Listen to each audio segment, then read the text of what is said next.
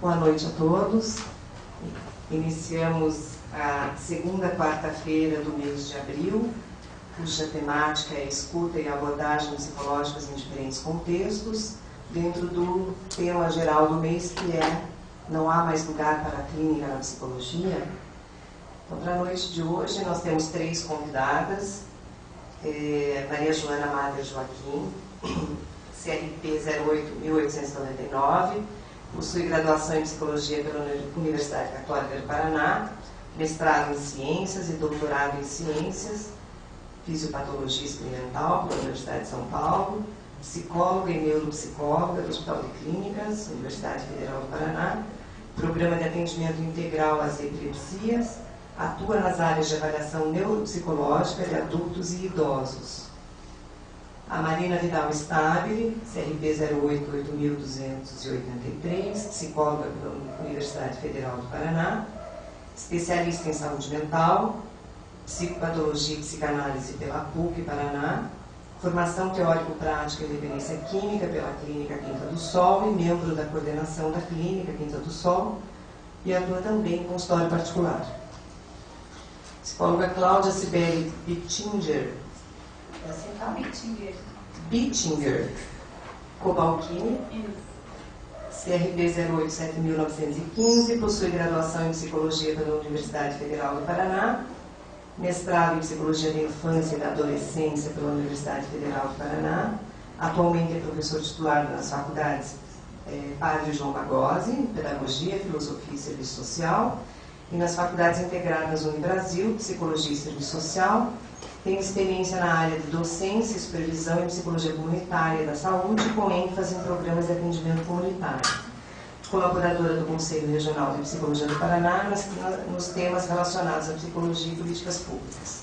Então, nós vamos iniciar esta mesa passando a palavra para a psicóloga Maria Joana Mader, que fará a sua exposição, seguida da psicóloga Cláudia, e a última fala será da psicóloga Marina. Após as exposições, que vão ser em torno de 20, 30 minutos cada, a gente abre para o debate. Então, as pessoas que estão acompanhando online, desde o início, podem já ir encaminhando seus e-mails, né, na medida que tem alguma observação, alguma questão, que o pessoal daí da equipe técnica aí recebe o material e traz para a gente.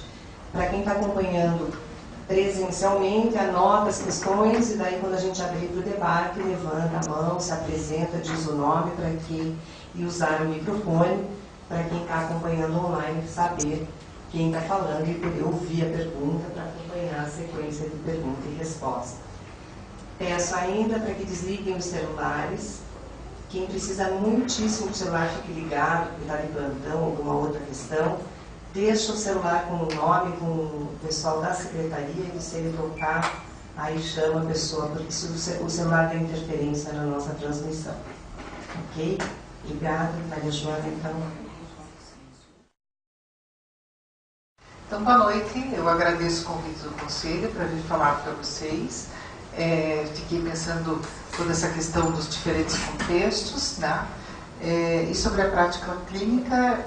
Na verdade, eu vejo o que a gente faz, tanto na parte do hospital como em consultório, mesmo que eu vou falar para vocês, é mais relacionado ao atendimento a pessoas idosos, pessoas de idade avançada, mas principalmente do ponto de vista da neuropsicologia, na investigação de declínio cognitivo, ou do declínio cognitivo leve, ou até dos quadros mais iniciais de demências, né? Vou falar mais sobre essa perspectiva.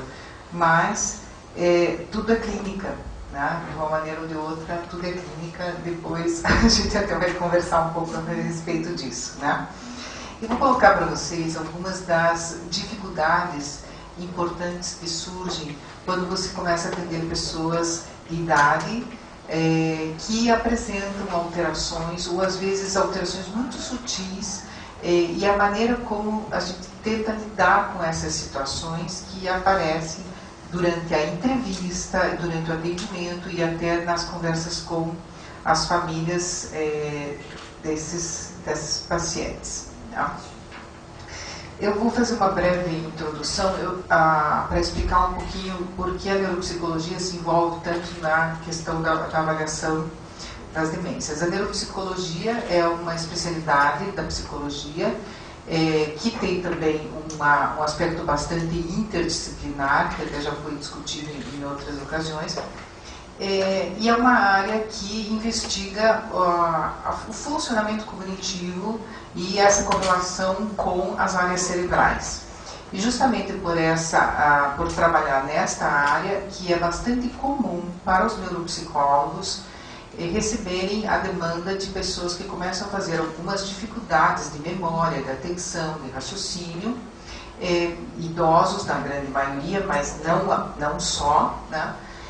Recebemos muitos dessas queixas e fazemos a investigação se o funcionamento está dentro do que é esperado para a idade ou não, seja isso aos 40, 50, 60, 70 ou 90 ou como for. Então o nosso trabalho na área da neuropsicologia é bastante focado na investigação, na avaliação e em algumas técnicas de exame bem particulares da neuropsicologia. Eu não vou entrar aqui na técnica de investigação, na maneira como nós fazemos o trabalho, não é o foco. Eu vou falar das outras questões relacionadas a esse trabalho de investigação e situações bastante delicadas que ocorrem e que levam aos neuropsicólogos a, às vezes, fazerem algumas práticas um pouco diferentes do que a clínica talvez dissesse, né? Então, o procedimento ele é baseado em uma anamnese, uma investigação, qual é o histórico do paciente, o que está acontecendo, qual é a queixa, qual é todo o histórico, que tipo de tratamento já fez ou está fazendo, toda essa investigação do estado do paciente. A avaliação com técnicas neuropsicológicas e algumas técnicas psicométricas, e depois a elaboração dos resultados com os seus relatórios, tudo dentro dessa estrutura, né? Avaliação, investigação, anamnese, a testagem, depois resultados e elaboração de relatório. Essas são as etapas que envolvem o processo. Mas quem chega no nosso consultório, tá? Ou até mesmo no hospital, existem famílias com as mais diversas configurações e cada uma delas traz as suas particularidades. Então nós temos aqui avós, né, os pais mais jovens com as crianças, né, o casal mais jovem com o bebê, né, pode ter companhia de alguns animais de estimação. Mas essas são as famílias e nós atendemos não só o paciente, mas nós atendemos a família e em diversas configurações que tem muita importância para a situação que você está verificando, né? Então, por exemplo, você pode ter uma família com uma pessoa idosa e outros mais jovens, o casal, os filhos do casal, ou até um outro casal jovem. São várias as configurações. Você pode ter o idoso, né, e também junto com uma família que tem crianças bem pequenas. Você pode ter o casal, né, morando com uma família, só com a filha ou com os seus filhos dela. Você pode ter, às vezes, e até não é muito incomum, né, algumas famílias femininas, né, a avó, a mãe, a filha, a neta, tudo junto. Tem outras situações, né, mais individuais. Algumas dessas situações são os idosos numa casa, os filhos em outras casas. Ou até mesmo, uma das situações que preocupa bastante são os idosos sozinhos, de várias maneiras. Certo? Bem, na hora que você inicia a investigação, começa a levantar a história, na maioria das vezes você inicia essa conversa com os dois, né, o paciente e algum familiar, para verificar o que está acontecendo, qual que é o relato. E muitas vezes nós temos situações bastante delicadas. Então eu fiz alguns recortes, tá, onde a filha, a acompanhante, começa a relatar sobre as situações difíceis, né? Então a mãe está esquecida, ela não consegue mais fazer a comida, ela se atrapalha. E em alguns casos, a pessoa que está começando com alguma alteração, ela não percebe essas dificuldades. E ela responde, né, como eu coloquei aqui. Eu esquecida? Não, só algumas coisas. Eu sei de tudo, eu faço almoço todo dia, né? Todo mundo esquece algumas coisinhas, e daí às vezes diz para a filha também, você também esquece umas coisinhas, tá? A perspectiva de uma e a perspectiva da outra são completamente diferentes, né? Se você entrevistar só a paciente, ela pode te contar coisas que ela tem na informação dela, da maneira como ela consegue te dizer, e pode te dar a impressão de que ela está fazendo todas as coisas em casa, porque a paciente pode simplesmente afirmar, eu faço almoço todos os dias, tá? E daí a realidade é um pouco diferente, não é bem isso, né? Já queimou várias vezes o arroz, já fez várias confusões, todas essas dificuldades. E às vezes a colocação das duas juntas não funciona. Você começa pelo trabalho tentando entrevistá-los juntos, mas depois você tem que até fazer um procedimento diferente, chamar em separado o filho ou a filha para saber o que está de fato acontecendo. E é nesse ponto que eu queria falar um pouco para vocês hoje, é de fazer isso com bastante cautela. Tem um ponto central em todo esse procedimento da investigação, é a proteção e o cuidado do paciente. E em várias situações é necessário você ser bastante cuidadoso na maneira como você vai chamar esse familiar em separado, para não gerar uma dificuldade com o próprio paciente.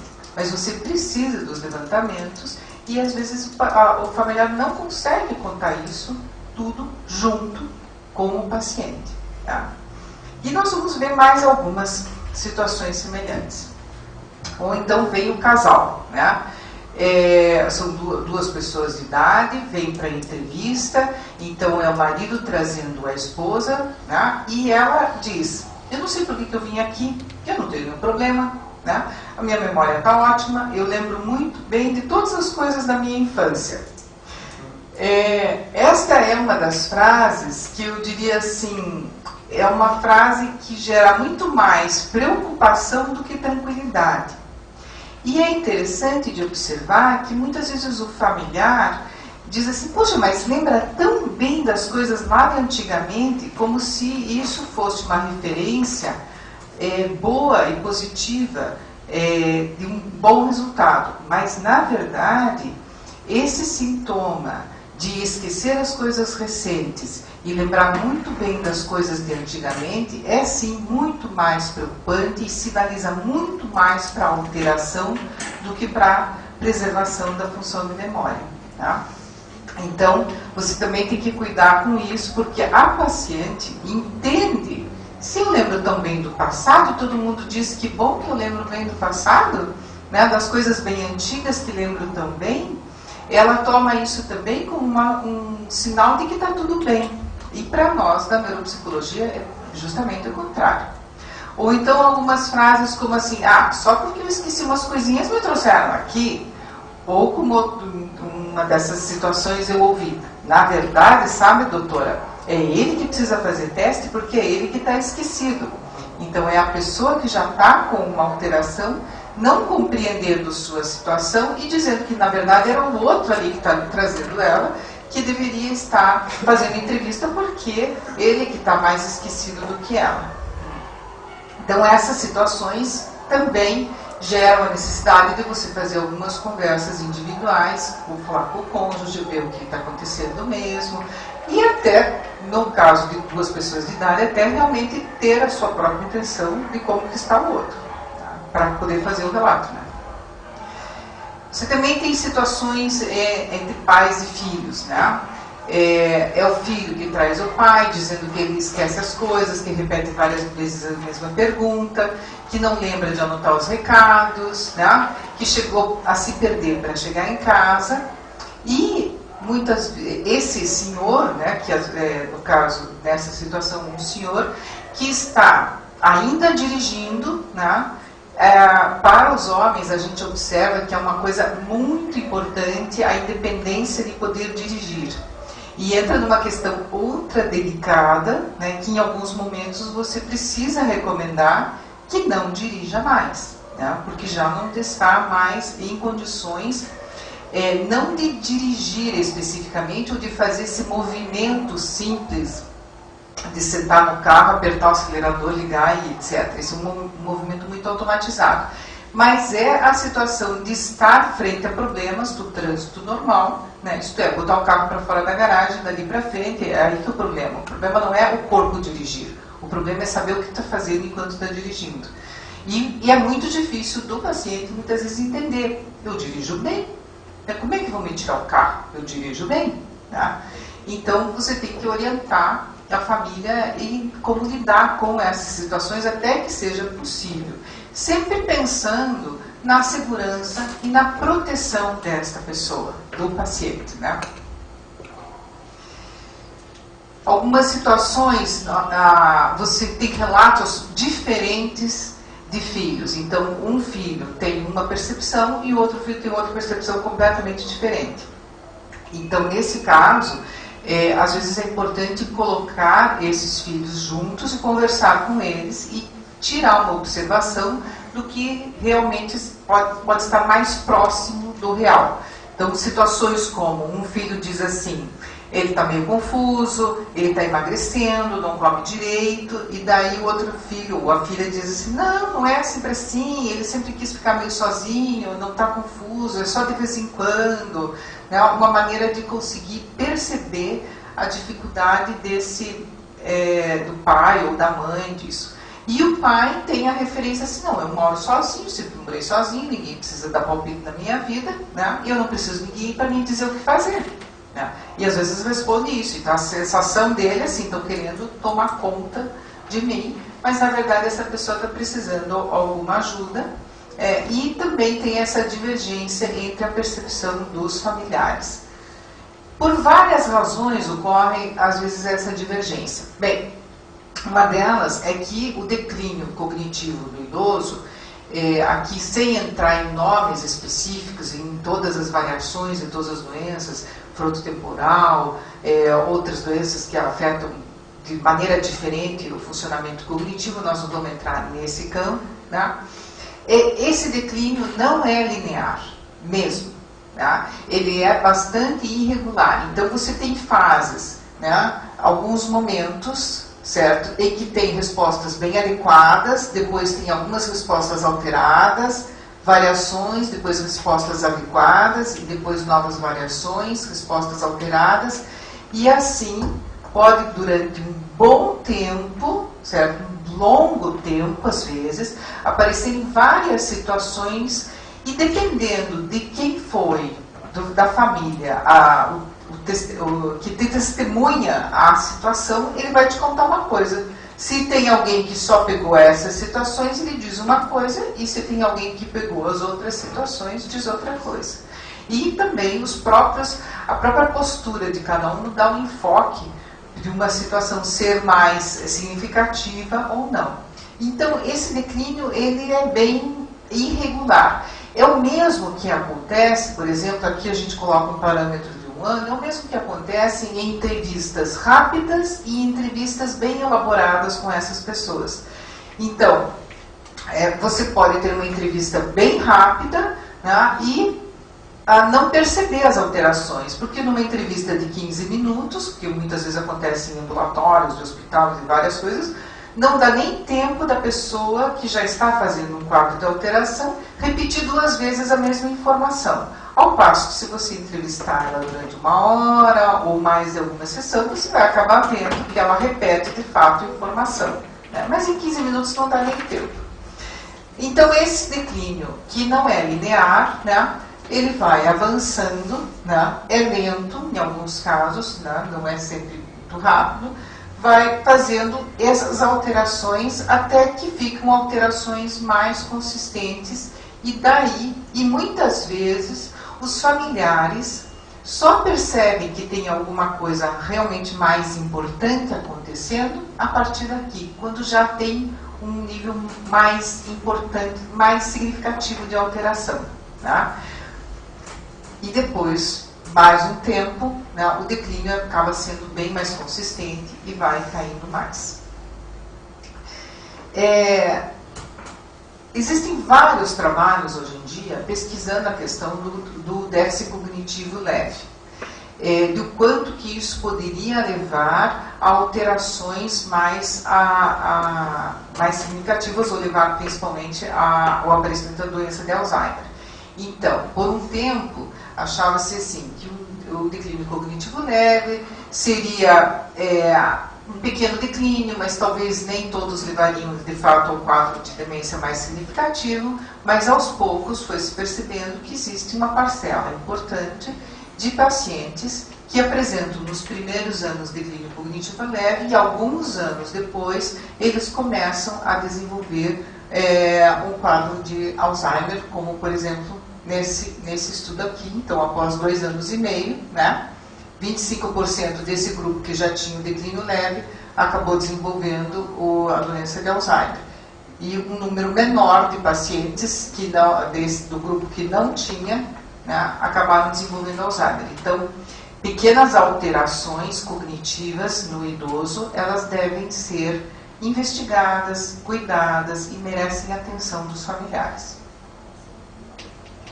Porque é uma fase pré-clínica, onde ainda tem alterações muito, muito sutis, depois um declínio cognitivo leve, e uma parcela desses podem, de fato, desenvolver demência. Existem vários quadros que devem ser abordados quando nós falamos das demências, né? A demência de Alzheimer, que é a mais conhecida, a demência de corpus de Lewy, as afasias progressivas ou demências semânticas e a degeneração lobar frontotemporal. Cada uma delas mereceria toda uma aula para cada um desses campos. Eu vou passar só algumas ideias iniciais, né, para justamente suscitar a questão, né, de que não existe só o declínio da memória especificamente, né? Na doença de Alzheimer, este é o quadro predominante, o declínio da memória episódica, né? Existem outros quadros que são marcados mais por uma flutuação de consciência e alterações visuais. Existem outros quadros, né, das afasias progressivas, demências semânticas, que são mais relacionados com o comprometimento de linguagem, e ainda os das frontais, que são mais relacionados com alterações de raciocínio, planejamento e alterações comportamentais. Então, se nós tomarmos assim, apenas a memória é o sinal importante, não. Existem várias outras alterações cognitivas e comportamentais que podem ser sugestivas do início de uma alteração no idoso e merecem atenção. E outro ponto bastante importante que a gente gostaria de tocar aqui é justamente nesse jogo entre prevenção, diagnóstico precoce, mas não causar nem medo, nem pânico, tá? Existem situações que podem ser tratadas, né? Alguns comprometimentos podem ser tratados, podem ser alterações metabólicas, de vitamina, de várias coisas que merecem uma atenção com um bom clínico geral, e não é toda dificuldade de memória ou pequena alteração cognitiva que vai, de fato, levar isso. Pode ser que existam esses outros quadros. Então, a avaliação cuidadosa, a entrevista com a família, uma boa orientação para a família vai ajudar essas pessoas a buscarem o melhor tratamento. O cuidado que a gente quer colocar é justamente o cuidado de como falar isso, tanto com a família, mas principalmente com o paciente. Em certos casos, algumas palavras causam muito pânico para alguns pacientes. Então, pessoas idosas, na prática clínica que a gente vê, assim, pessoas idosas que são muito bem informadas, que já viram alguns conhecidos terem doença de Alzheimer ou outras similares, quando eles ouvem esta palavra, mesmo que seja na possibilidade de ter alguma dessas doenças, eles entram até em pânico. Então, muita atenção na maneira de dizer isso para as pessoas. Ou dizer, ou até talvez escolher não dizer. Falar com a família, sem colocar esses termos especificamente para esses pacientes, para evitar esse medo, esse pânico que não ajuda em nada. Tá? Também existe um outro grupo de pessoas que buscam muitas vezes avaliação, que são pessoas cujos pais têm, são pessoas bem mais jovens, às vezes na faixa dos 50 e tudo, que vem acontecer com seus familiares e tem muito medo de ter isso. Tá? Também cuidar muito com esse medo de ter, né, de levar a pessoa a ficar supervalorizando qualquer pequeno esquecimento que ela tenha. Isso também acontece. Então você tem que trabalhar, tanto levando em consideração a possibilidade de prever, de ajudar a evitar ou retardar alguma alteração, no diagnóstico precoce, que ajudaria a ter um tratamento mais cedo possível, sem, no entanto, causar pânico e medo demais nessa situação.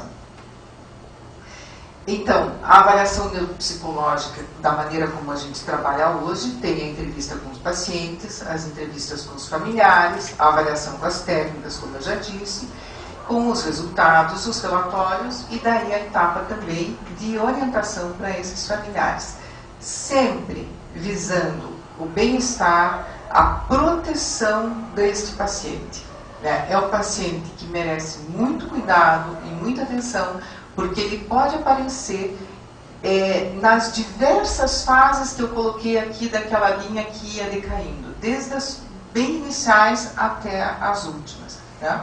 Então você precisa ter muita atenção e cuidado com esse paciente, e o que você vai conseguir fazer com que ele tenha o melhor atendimento em segurança e protegido. Quanto à prevenção, né, alguns pontos têm sido bastante discutidos. Um é o cuidado geral de saúde, todas as recomendações que normalmente se faz a respeito da saúde geral. Uma atividade cognitiva produtiva resultaria numa boa prevenção ou num adiamento. Tá? Mas tem alguns pontos que têm sido mais considerados e conversados ultimamente nessa questão da prevenção, né, para pessoas de todas as idades, que além disso que eu já falei, saúde geral, atividade cognitiva, ter um projeto de vida. A melhor prevenção das funções, de preservação das funções cognitivas e da saúde, nas pessoas de idade hoje, ou para qualquer pessoa, é ter um projeto de vida. Aquela pessoa que tem por que levantar de manhã, tem um objetivo, tem uma ideia, constrói essa ideia, planeja, memoriza essa ideia, resolve, faz atividades durante vários dias em seguida, ou até meses, relacionadas com essa ideia, produz, finaliza, sente a satisfação de terminar seu projeto e começa um outro projeto, é a pessoa que tem mais chances de preservar o seu funcionamento por muito mais tempo. Então, nós ultimamente temos falado muito com a orientação, tanto com as pessoas, com os pacientes, se tem condições de abordar dessa maneira, ou também com os familiares ou as pessoas que buscam a orientação sobre a prevenção. Ter um projeto de vida. As pessoas precisam ter por que levantar de manhã, certo? Era isso que eu queria colocar. Muito obrigada.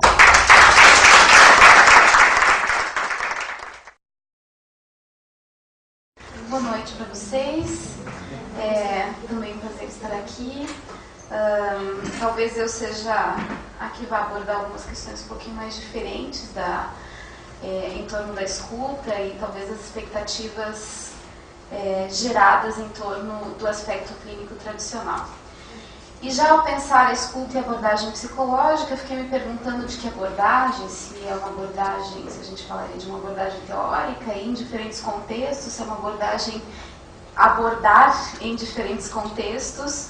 E aí por isso escolhi já essa figura para quebrar um pouquinho o que a gente falaria. Não existem pessoas aí, mas existem fatos folclóricos, teatro, enfim, podemos ter aí o tambor, né? Pensando que a gente pode ouvir várias coisas, né? Partindo da escuta, que coisas a gente pode estar ouvindo. E aí, a primeira, escuta. A gente escuta o quê, de quem, como e por quê. E aí escolhi algumas figuras que podem, de repente, nos ajudar a pensar de quem a gente escuta. Podemos escutar numa situação como essa, né, de uma vida que vem chegando, de outra que vai ter que se organizar em relação a essa. Podemos pensar nesse aspecto aqui, em alguém que está falando com alguém, mesmo que seja de uma forma delirante ou alucinógena. Às vezes ouvir não é muito bom, a gente não quer, é difícil, certo? Aqui talvez uma situação em que há uma acusação, às vezes a gente quer que fique em silêncio, às vezes uma sensação de curiosidade, de ouvir aquilo que a natureza também nos fala, e também, às vezes, os jovens nos falando de diferentes formas. E como é que a gente acessa isso? Então, a pergunta é: o que escutar? De quem? Como a gente vai escutar e por que escutar? Acho que a Maria Joana já trouxe um contexto em que já se perguntou isso, de alguma forma já nos trouxe algumas respostas nesse contexto. E aí vamos ver se a gente, na abordagem da psicologia comunitária, social, sócio-histórica, tentando trazer tudo isso, consiga trazer para vocês algumas expectativas em relação a atividades mais coletivas, saindo um pouco daquilo que a gente, por vezes, tem mais tradição dentro de um consultório, com um paciente, certo? Então é por essa perspectiva que eu pretendo caminhar com vocês. E aí trouxe para vocês primeiro para a gente pensar nesse o que, para mim a palavra que surge é subjetividade. E subjetividade numa perspectiva de condição humana, daquilo que é estritamente produzido por essa condição biológica de que somos e fruto dessa cultura, dessa história da humanidade. Resultante então de uma construção social histórica que nos faz repensar quem nós somos diante dessa subjetividade num ato clínico, num ato de escuta, num ato de situar esse outro que tem tanto também de mim, uma vez que são duas subjetividades, uma relação intersubjetiva. E aí retomei Vygotsky ao falar que os fenômenos psicológicos são sempre entendidos enquanto essa mediação de uma história social e de uma vida que se realiza nesse sujeito, que se realiza nesse indivíduo. E nisso, então, já temos um recorte de que subjetividade a gente está falando. Não é de uma constitutiva que nasça de um conceito de personalidade como um desenvolvimento individual, endógeno, mas que ele está diluído desde cedo nesse social que lhe dá referencialidade de construção de um eu, de construção sobre as interações sociais de forma geral. Pode ser no trabalho, pode ser na educação, pode ser junto à família, pode ser em diversos contextos e relações. E aí esse sujeito psicológico, ele vem para nós, chega até nós, e nós o acessamos, na verdade, não só por via comportamental observacional direta, mas principalmente via signo, via mediação simbólica. E aí lembrando que os produtos da atividade humana são sempre coletivos, na medida em que só adquirem um significado a partir da vivência social que é mediada pela linguagem.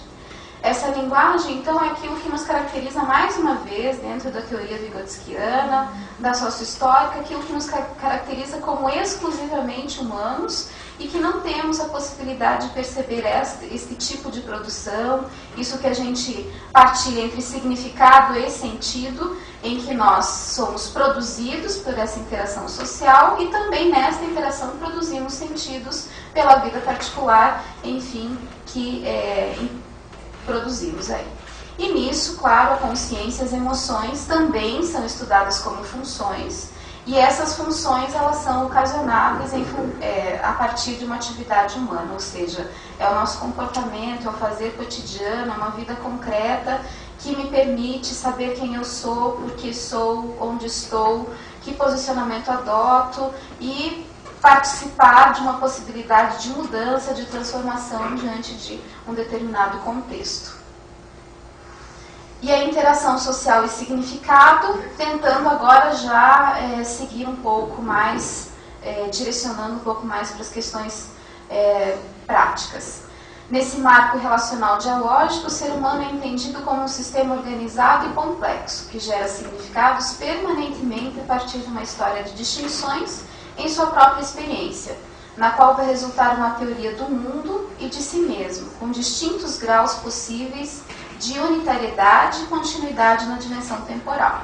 É aqui que a gente vai construindo o que a gente chama de singularidade, de subjetividade, de uma noção de eu, e esse eu sempre referenciado nos grupos dos quais eu participo. Portanto, há a possibilidade de a gente pensar nesse sujeito coletivo, sujeito na coletividade, de que forma a gente entende essa interação. Nesse significado, retomando aí o que Vygotsky diz, significado é aquilo que é partilhado, produzido socialmente, e sentido na forma como eu referencio-me em relação a esses significados. Então, sentido é aquilo que é produzido na minha experiência de vida, na minha história pessoal, na relação com esses signos que são organizados socialmente. Sentido, ampliação da consciência que busca uma visão totalizante do fenômeno humano, estimulando a criação de sentidos individuais com relação ao todo da vida. E aí, o que a psicologia sócio-histórica tem a ver com psicologia social e comunitária, que é a área que eu mais tenho, vamos dizer, experiência nessa relação muito mais de supervisão, de estar junto aos grupos formadores. E aí depois quero resgatar algumas possibilidades de intervenção. Então, retomei concepções clássicas, em que sempre que a gente acessa essa área pensando na realidade brasileira, certo? Psicologia social brasileira e psicologia comunitária brasileira. A Silvia Lane, ao falar que recuperar o indivíduo na intersecção da sua história com a história da sociedade, apenas esse conhecimento nos permitiria compreender o homem como produtor da história. É preciso, então, que eu não possa ouvir um sujeito sem seu contexto. É necessário que eu sempre esteja aberto para compreender de onde vem, de onde fala, para que fala, para quem fala. Para ouvir, para escutar esse sujeito, é necessário que eu saiba em que contexto ele vive.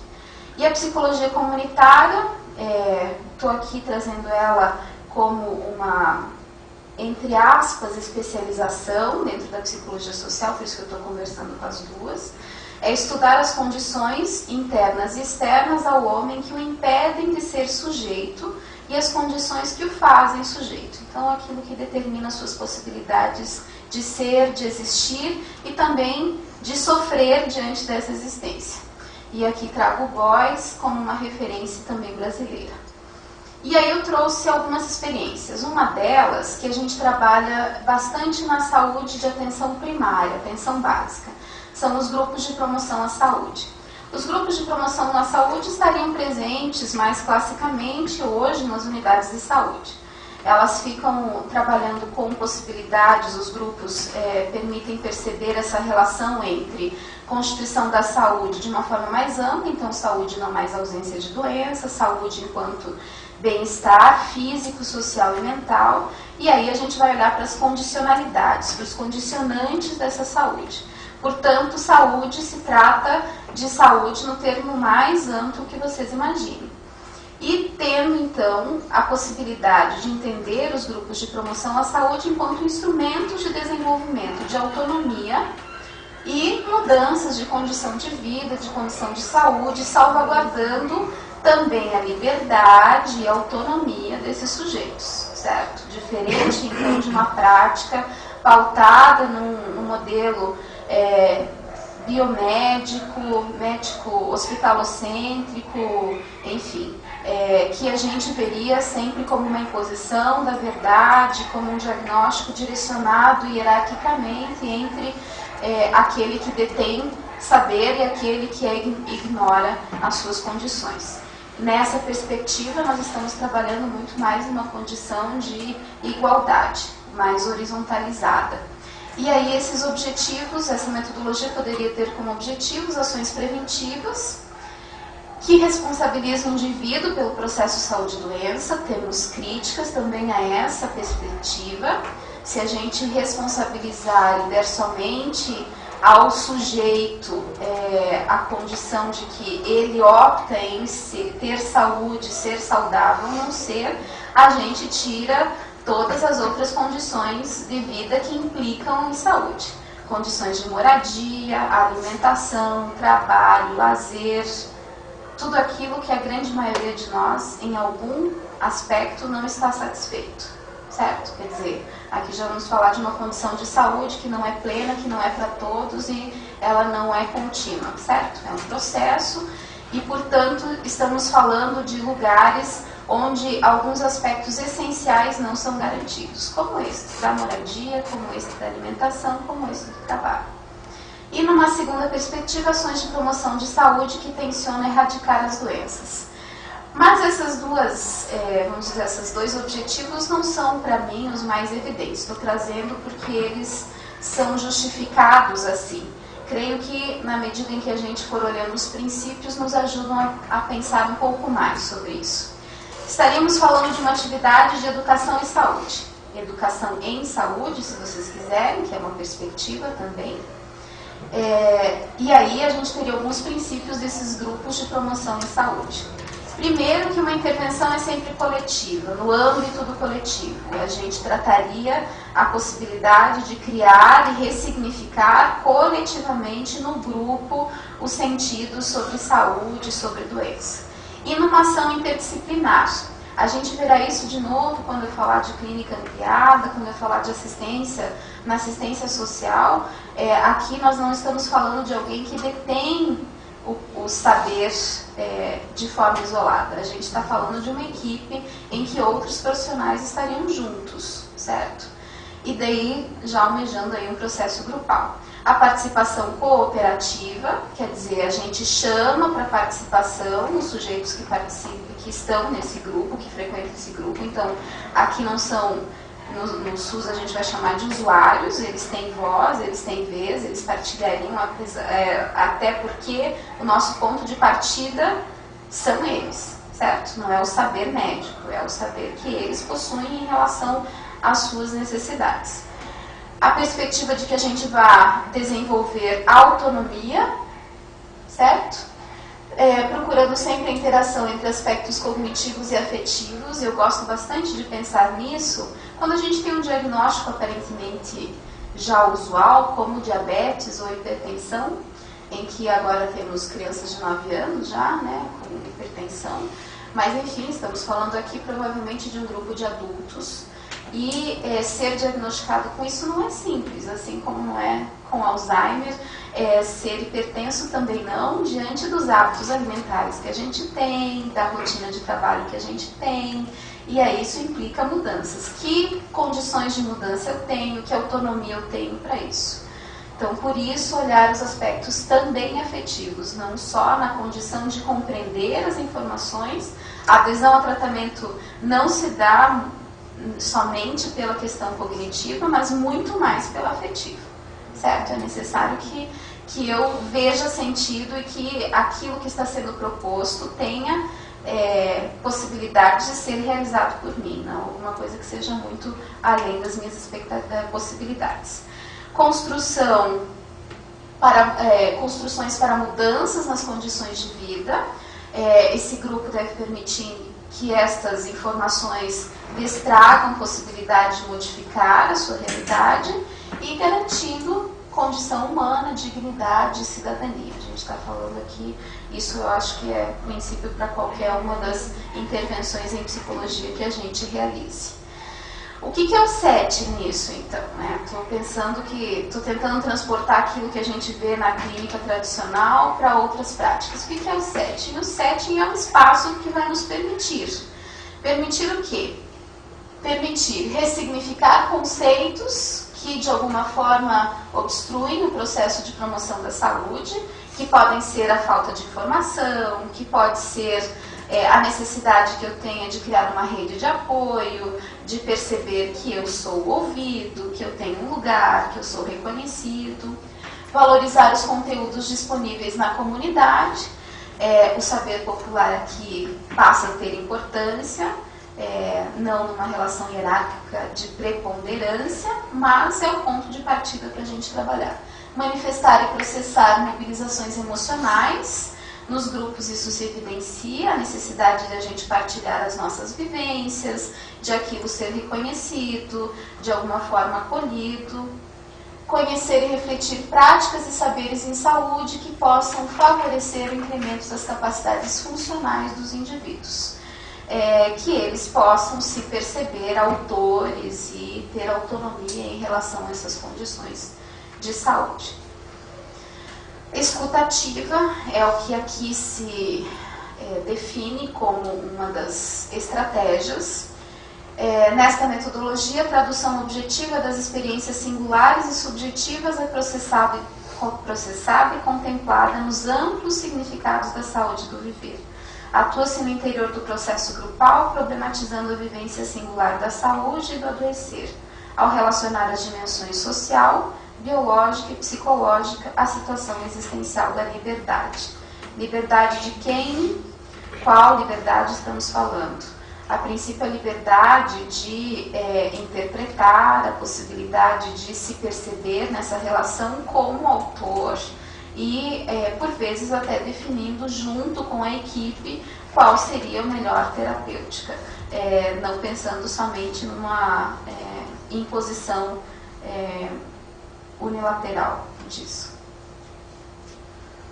E aí, outro contexto, eu estava falando da saúde de uma forma básica, pensando na atenção primária, aqui já pensando na saúde mental e nos serviços que a gente chama psicossociais, de atenção psicossocial. E aí trouxe o conceito de clínica ampliada, pensando então que a gente sai desses lugares, muitas vezes que são protegidos, instituídos como lugares da doença ou lugares da saúde, e estamos falando de espaços comunitários, não só dos centros enquanto lugar. Fazer clínica, e aí retomei então, ele é psicanalista, né? Fazer clínica não significa apenas lidar com a interioridade psicológica do sujeito, mas lidar com a rede de subjetividade que o envolve. O que implica não apenas essa interioridade, mas todas as formas de estímulos que no campo da alteridade apresentam-se para o sujeito. A possibilidade de uma identidade ser reconhecida e de reconhecer as diferenças entre as pessoas. Esse conceito de saúde ou doença é referenciado numa cultura. É o outro que me diz se eu estou bem ou não estou bem, se os meus processos cognitivos estão adequados ou estão alterados. Nem sempre isso sozinho eu farei, e nesses serviços, nesses lugares, às vezes é a possibilidade de construir essa referencialidade, inclusive sobre o sofrimento. E aí, pensando já que estamos próximos, aí, 18 de maio, né, falando um pouquinho aí de luta antimanicomial, sem saúde mental não há saúde. E aí eu estive presente semana retrasada, no seminário municipal... Primeiro seminário de saúde mental da Prefeitura de Curitiba. Isso, seminário municipal da Prefeitura de Curitiba. E fiquei feliz ao ouvir o coordenador de atenção básica do município dizendo que a gente deveria tomar uma decisão.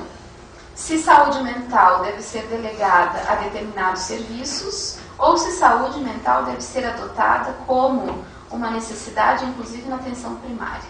E deu a entender que saúde mental a gente trata, fala dela em qualquer contexto, inclusive na atenção primária. Então, acho que essa frase é interessante para a gente pensar que sem saúde mental não há saúde, uma vez que eu não consigo cuidar de mim nos aspectos da saúde geral, se não tenho esse sentido de vida, se não tenho esse projeto de vida, então saúde mental é condição de saúde. E aí, retomei também uma relação aqui, reconhecimento de que as intervenções ou ações em saúde mental devem acontecer de maneira integrada, insistindo em utilizar a escuta e a palavra como instrumentos organizadores da vivência do sujeito e facilitadores do processo de acolhimento e vinculação deste sujeito ao serviço e ao projeto terapêutico. Isso aqui estava destinado pensando mais aos centros de apoio de atenção psicossocial, mas creio que dê para a gente refletir em vários outros aspectos, em várias outras dimensões, talvez não traduzindo como projeto terapêutico, mas projeto de vida, inserção no grupo, possibilidade de vivência em diversos contextos aí. Bom, quando a gente vai para a assistência social e na saúde, ao invés de escutativa, a gente ouve escuta qualificada. E tentei procurar estruturar para vocês por diversas vezes um conceito claro, evidente, e autores já disseram que não existe assim um consenso sobre o que é a escuta qualificada. Existem alguns documentos que nos ajudam. Por exemplo, o Plano Nacional de Imunização do SUS, que trabalha com esse conceito, inclusive a escuta qualificada como uma forma de gestão social dos serviços, e aí sim a possibilidade de a gente trabalhar com a formação de profissionais sobre essa escuta qualificada. Então, por isso, humanização do serviço, como uma forma de compreender que a escuta é a possibilidade de reconhecer, de dar um lugar para alguém numa relação. Na assistência social, ela vem muito fundamentada nessa possibilidade, na verdade nas duas, de acolher esse sujeito e de dar uma resposta que seja efetiva. No sentido de que a gente possa perceber que há maneiras de resolução e aquele que já está disponível para escuta qualificada não é só uma escuta da queixa, mas é a possibilidade de pensar em serviços, procedimentos que possam acolher esse sofrimento, esse sujeito. E aí vem o conceito de acolhimento, que a princípio vem da saúde, mas que na assistência também nos é cara, certo? Acolhimento enquanto aquele contato em que vai dirigir muito o lugar desse sujeito naquele serviço, naquelas relações. E já estou falando que aqui acolhimento, escuta qualificada não é só de psicólogo de novo, certo? São profissionais da área. Pode ser na área da saúde o enfermeiro que o faça, o médico, o auxiliar de enfermagem, assim como na assistência, pode ser o educador, como pode ser o assistente social, certo? E essa escuta qualificada, alguns vão dizer, ela tem que ser interdisciplinar, ela não pode ser gerada individualmente. É necessário que a gente partilhe, exatamente porque as respostas não advêm somente de uma área, mas normalmente a gente está pensando na intersetorialidade, certo? Então, escuta qualificada, acolher o sofrimento de forma a manter-se atento às necessidades e potencialidades, para encaminhamento de resoluções e estabelecimento de vínculo. E aí, então, vamos para um outro conceito, vínculo. É necessário que esse acolhimento, é necessário que essa escuta permita a criação de vínculo, uma vez que o vínculo é um dos nossos principais instrumentos de trabalho, certo? Quer dizer, se a gente fizer um acolhimento, uma escuta que permita o vínculo, eu já tenho trabalho.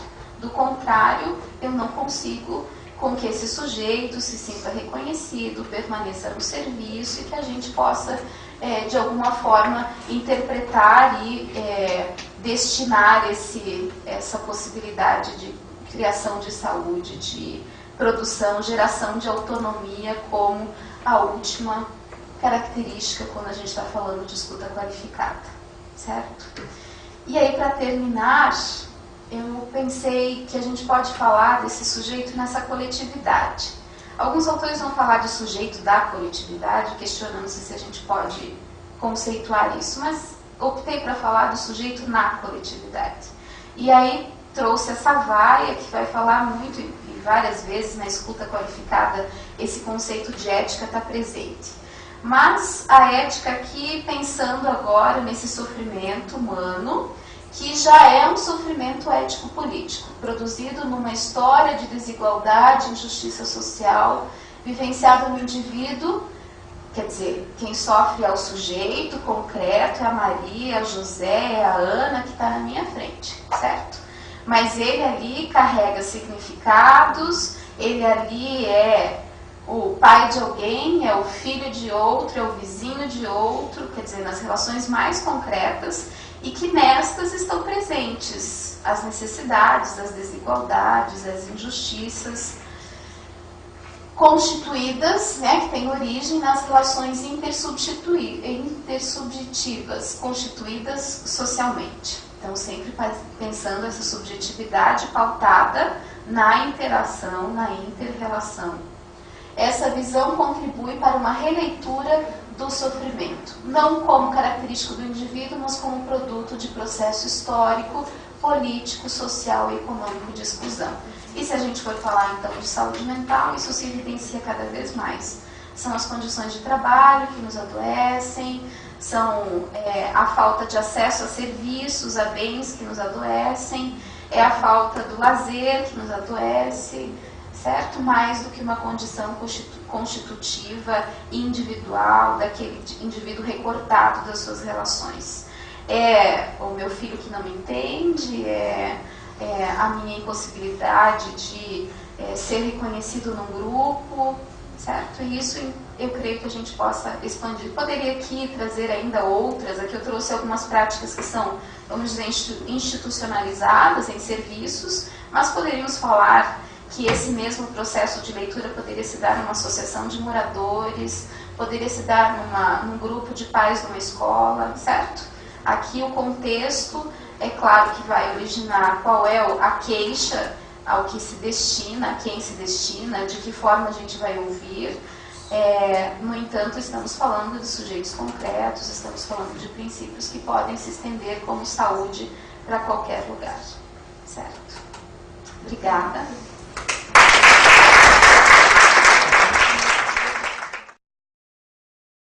Então, boa noite a todos, né? Acho que dando continuidade aí às falas, a Cláudia comentou assim, né, que achou que a abordagem dela ia ser a mais destoante de todas, e eu acabei pensando aqui, fazendo algumas anotações e entendendo que todas elas acabam sendo complementares, né? Na experiência que eu tenho, eu lá como a Maria Joana ainda comentei que a gente também recebe pacientes que têm quadros crônicos com algumas pontuações agudas aí no seu desenvolvimento, né? E da mesma forma que a Cláudia, a gente acaba buscando uma abordagem que permita o desenvolvimento de várias potencialidades de saúde dele, não só enfocando lá na questão da doença, né? Então, deixa eu ver se consigo falar.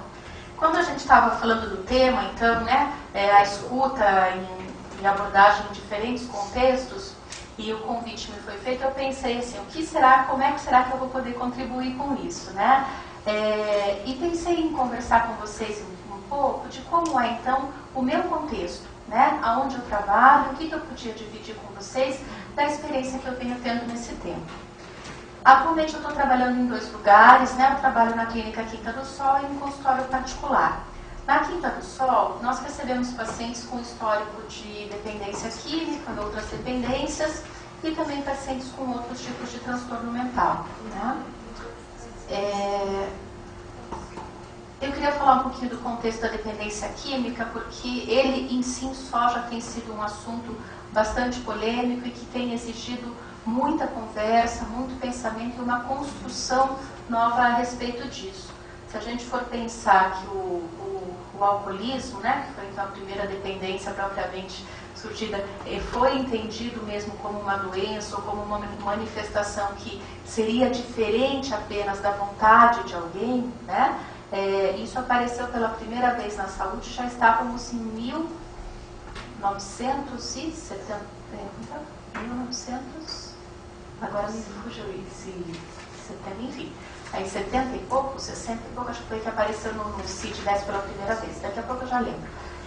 Mas enfim, acho que é alguma coisa relativamente nova aí, né? Eu acho que a gente viveu muito tempo baseado em modelos moralistas ou modelos de constituição, como a Cláudia bem falou, né? Que acabava vendo esse tipo de paciente como alguém que era simplesmente desregrado ou que fazia essas coisas por pura vontade, né? Então eu trouxe aqui para vocês, o tratamento da dependência química é um assunto relativamente novo, né? E ainda estamos em fase de construção e aprendizado sobre ela. Com o advento de novas drogas e meios diferentes de uso, né? Porque além da gente ter aberto, ampliado muito o tipo de drogas que as pessoas usam, a forma de ingestão dessas drogas também foi se modificando, além de questões sociais, políticas, individuais, familiares. O estudo do tratamento da dependência exige atenção e renovação constantes. Atualmente, diferentes ambientes terapêuticos e modelos de atenção estão sendo organizados para receber esses pacientes. Essa apresentação não visa avaliar os diversos modelos de tratamento. Quer dizer, eu não estou aqui priorizando nenhum deles, né? Não estou dizendo que nada disso, eu estou dizendo só, vou dividir o que eu vivo, né? Como é que é lá o meu trabalho, tá?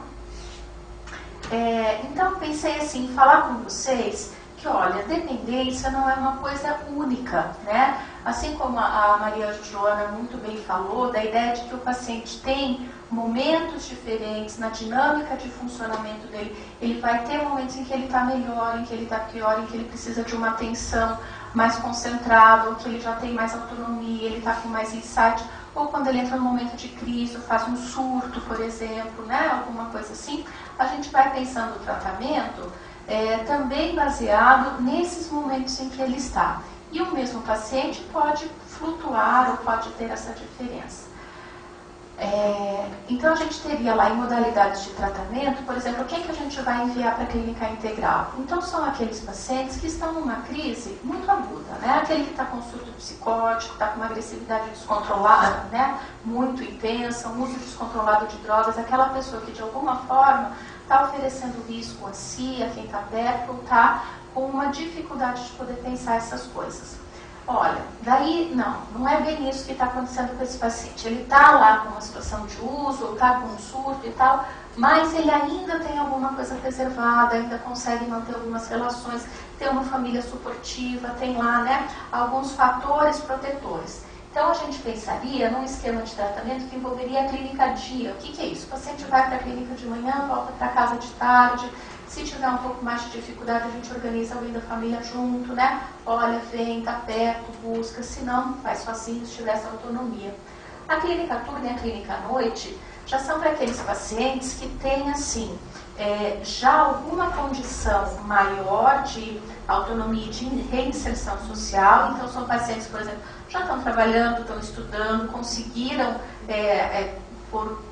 pela sua evolução e desenvolvimento, retomar essas coisas, mas ainda acabam precisando de um suporte terapêutico ou de um amparo ali para continuar esse esquema dele, né? Então ela funciona ou das 8 ao meio-dia ou das 6 às 10, né? Depende daquele paciente trabalha o dia inteiro, vai para a clínica para conversar um pouco, participar de um grupo, dividir suas dificuldades e tal.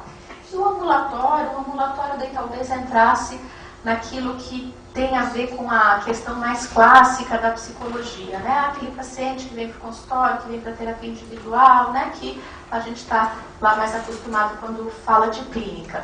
Então aqui seria um paciente com bom nível de insight, integração emocional e egóica, com uma demanda de tratamento, com alguma coisa assim, né?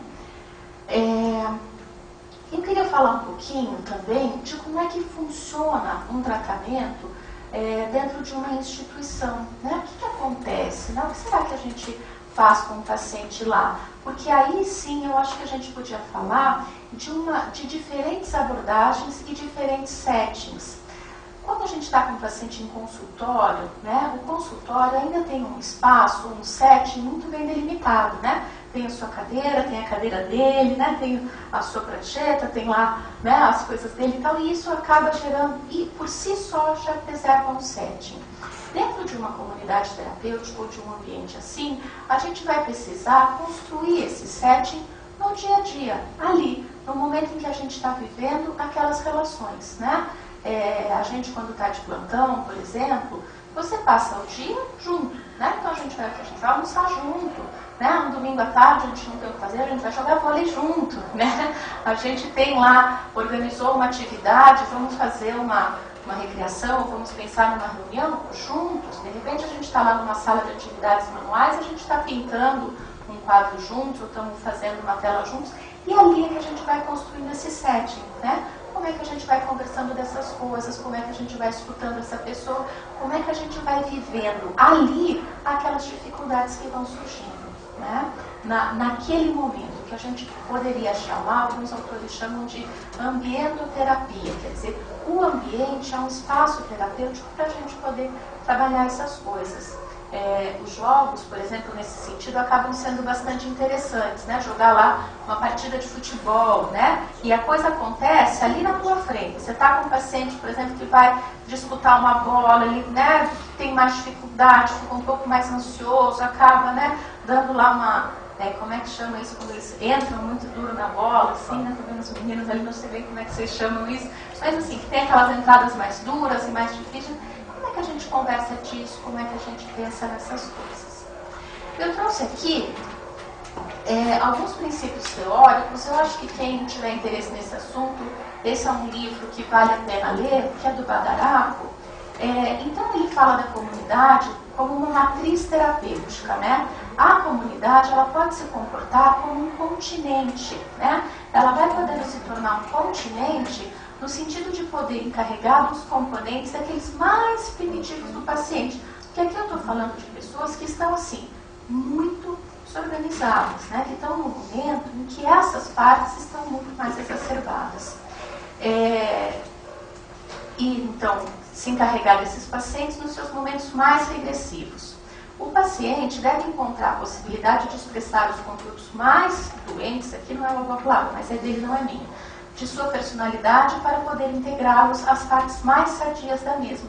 Então o paciente precisa ter liberdade de, dentro de um espaço desse, ser quem ele é. Olha, se está desorganizado que esteja, se precisar gritar que grita, se precisar brigar que brigue, se precisar fazer tudo isso que faça, né? O que a gente precisa é estar preparado para conseguir funcionar como um continente, como um espaço onde a gente vai poder acolher, talvez tentar transformar esse material de alguma forma e retribuir para ele, devolver de alguma forma que isso construa uma nova possibilidade.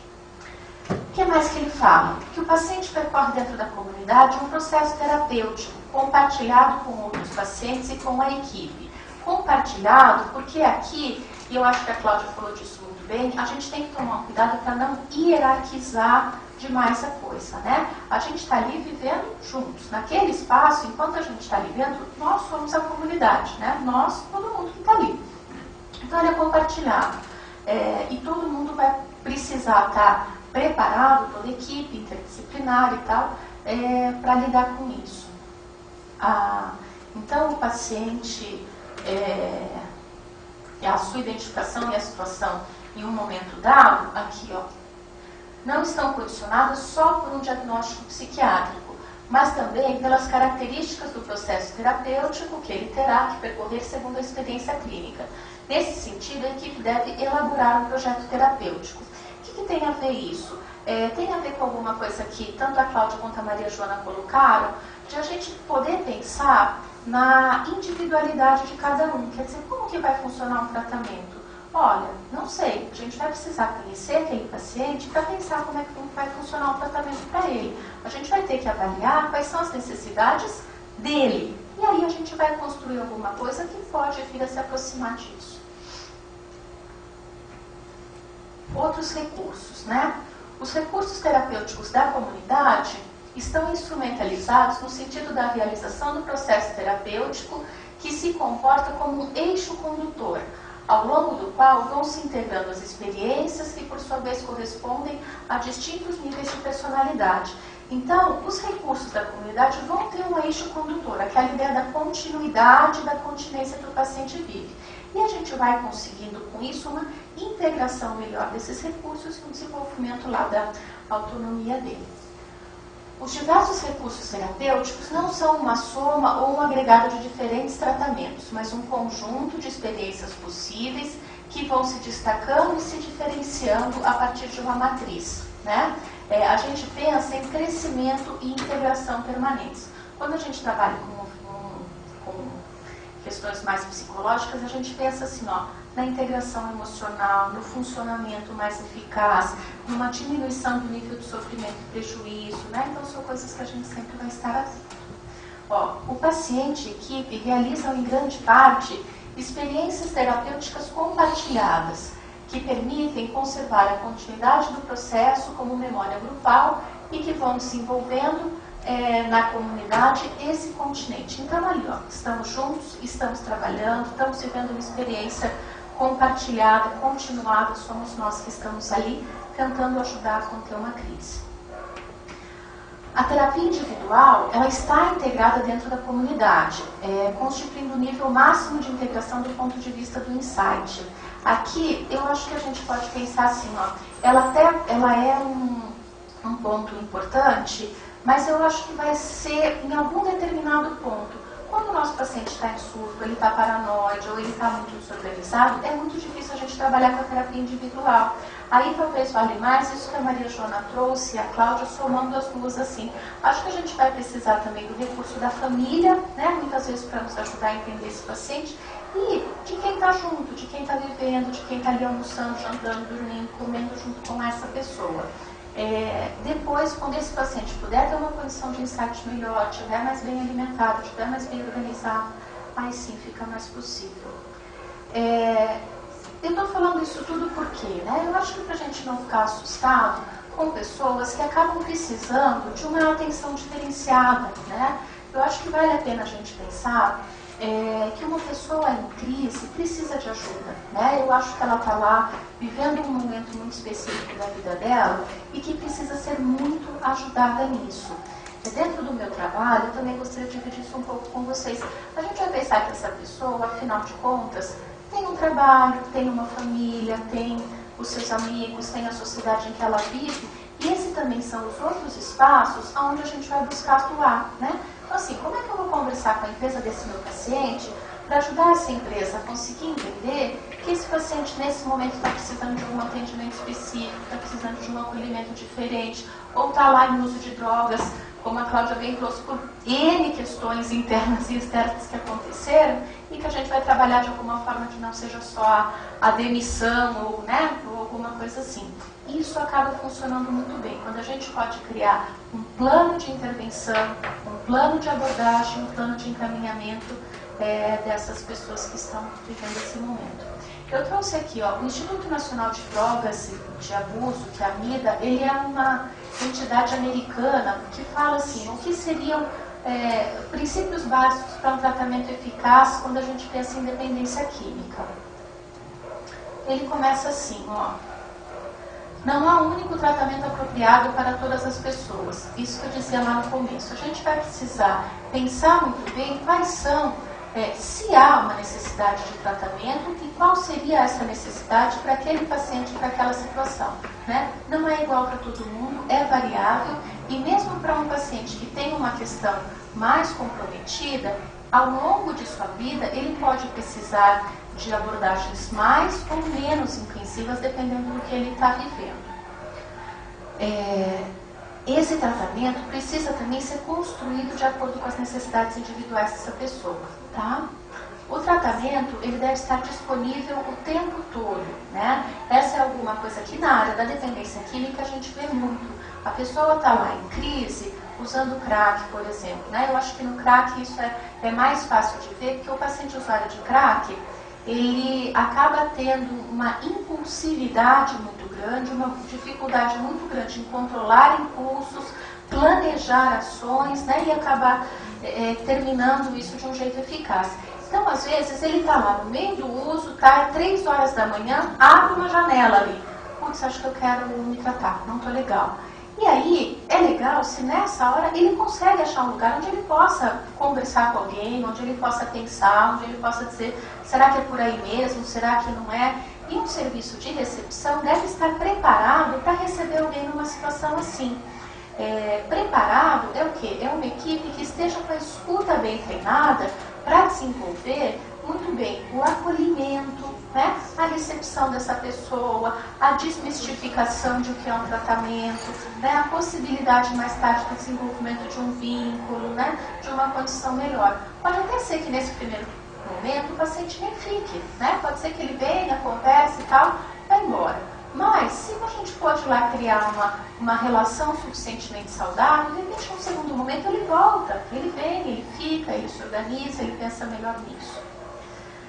Número 3. O tratamento ele deve abarcar as múltiplas necessidades do indivíduo, não apenas o uso de drogas. Porque não é só disso que se trata, né? Esse paciente pode estar usando alguma substância, sim, mas ele tem uma vida, né? Ele tem uma história, ele tem uma família, ele tem uma empresa, ele tem, sei lá, dor de estômago, ele tem vários outros pontos que precisam estar sendo atendidos e assistidos da mesma forma, né? Aqui eu acho que vale muito a pena a gente tomar cuidado para de novo não cair. A gente acaba vendo muito isso, principalmente em clínicas de internamento, não cair naquela questão moralista, né? Na ideia assim, ó, a pessoa usa porque quer, não para porque é um vagabundo, se quisesse mesmo já tinha parado, falta força de vontade, papapá, todo esse papo que a gente escuta por aí. Olha, se fosse simples assim, né? Que bom que seria, mas na prática não é. Então a gente também vai precisar ajudar esse paciente a entender qual é o contexto dele e de que forma a gente vai tentar reconstruir e reorganizar esse contexto. 4. O tratamento deve ser avaliado e modificado permanentemente, de acordo com as necessidades do usuário, né? O que significa isso? De novo, um ponto que eu tenho insistido aqui. A gente vai fazer um tratamento de acordo com a necessidade do paciente. Quanto tempo ele vai ficar internado? Às vezes eles ligam lá pra gente e dizem assim, então tá, de quanto tempo é o internamento? Eu não sei, né? Eu vou precisar receber um paciente, eu tive pacientes que ficaram internados 5 dias, 10 dias, passou aquela fase da desintoxicação, da crise aguda e tal, voltou, ok, pode voltar para a rotina. Tem outros pacientes que não, que acabam tendo um comprometimento maior, que acabam tendo dificuldades maiores e que ficam um pouco mais de tempo. Então, ele é modificado de acordo com a necessidade. Deve possuir uma duração adequada, né? Isso para a gente tomar cuidado para não fazer aqueles internamentos que duram para sempre, assim, né? E fica aquela coisa longa, comprida, interminável, que você acaba ajudando a pessoa até a se perder, né? Porque daí as poucas áreas que ela tinha preservada fora acabam se dissipando porque ele está lá na clínica para todo sempre, né? A psicoterapia individual ou de grupo é um componente essencial, quer dizer, essa pessoa vai precisar fundamentalmente de um lugar para falar do que está acontecendo com ela. E falar naqueles modos que o Badaraco falou. Olha, se eu precisar ficar bravo, se eu precisar, né, expressar aqui o jeito que eu estou, se eu não souber falar direito o que está acontecendo comigo, não importa. Eu vou precisar me sentir livre para falar do que eu tenho que falar, da forma como eu consigo falar, né? Então, às vezes o paciente vai te acordar às 3 da manhã e diz, eu preciso conversar agora. Né? Às vezes o paciente sai lá no meio de uma reunião e diz assim, me dê um troço aqui, fale comigo, né? E a gente vai precisar saber como que eu vou lidar com esse paciente em crise, tá? Eu digo isso, e eu acho que esse é um ponto fundamental aqui desses princípios, para a gente não pensar em tratamentos que sejam coercitivos, punitivos, né? Como assim, olha, se você não participar dessa atividade hoje, aí você não vai poder ligar para sua casa. Ou, olha, se você falar alto, você vai lá não sei para que lugar, né? Ou, né, que daí a gente está exigindo que o paciente expresse coisas que ele não está podendo. Se ele tivesse bem assim, não precisava nem estar internado, né? Então, acho que a gente precisa tomar cuidado com isso. O acolhimento, ele é fundamental, tá? Promover abordagens farmacoterápicas. Quando e somente se necessário. Mas, como a gente está falando de pacientes com quadros muito agudos e muito graves, às vezes a gente precisa de medicação. A medicação aqui, a gente vai ter que ter um cuidado muito grande. O que eu quero é que meu paciente consiga conversar comigo. Eu quero que ele possa falar, que ele possa entender, que ele possa me ouvir, que ele não durma quando ele está falando comigo, né? Então a gente precisa ajustar alguma coisa que seja possível de conter a crise, pelo menos aquela agitação, aquela ansiedade, aquela desorganização cognitiva, para que a gente tenha uma condição de conversa, mas não sedado o suficiente para que ele não se perca. Visar o tratamento integrado das comorbidades, se houverem, né, a gente precisa ser capaz de avaliar isso. Lembrar que a desintoxicação é apenas o primeiro passo, né, de um tratamento. A partir daí é que a gente vai ter alguma condição de conversar. Esse ponto eu sei que aqui é super polêmico, mas enfim, talvez um outro dia se converse disso. O tratamento não precisa ser voluntário para ser efetivo, mas eu vou passar, talvez em algum momento a gente converse disso. O uso de drogas durante o tratamento deve ser monitorado. Aqui ele está falando sobre a gente poder fazer screening, que é o rastreamento de uso. Desenvolver programas para doenças sexualmente transmissíveis e AIDS. E o último, o tratamento da dependência é um processo a longo prazo que requer múltiplas etapas. O que está falando aqui?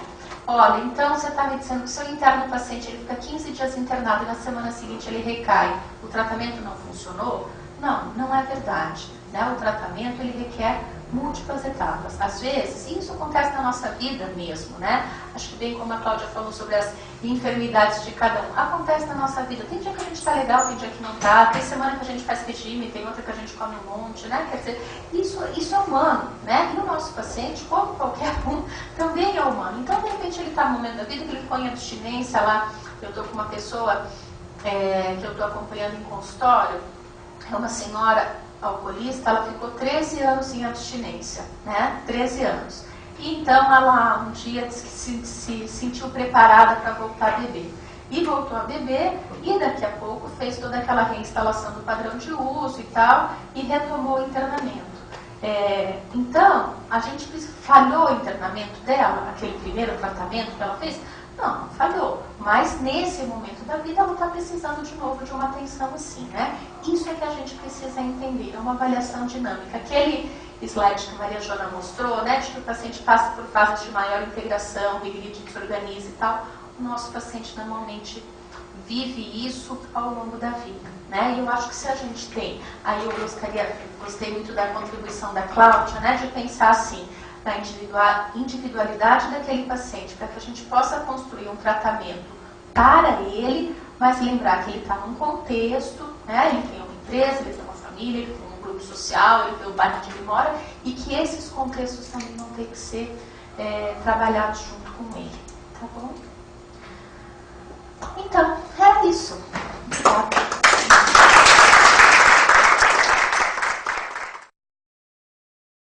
Obrigada pelas exposições, que foram dentro do prazo estabelecido, e aí abrimos para questões, tanto da plateia, como online, como entre vocês, se quiserem também, ok? Só lembrando que quem quiser fazer alguma fala, usar o microfone. Boa noite, eu sou Denise Araújo, psicóloga clínica, e tenho uma pergunta para Maria Joana. O uso contínuo de medicamentos, ele contribui de alguma forma, contínuo que eu digo assim, por muito tempo.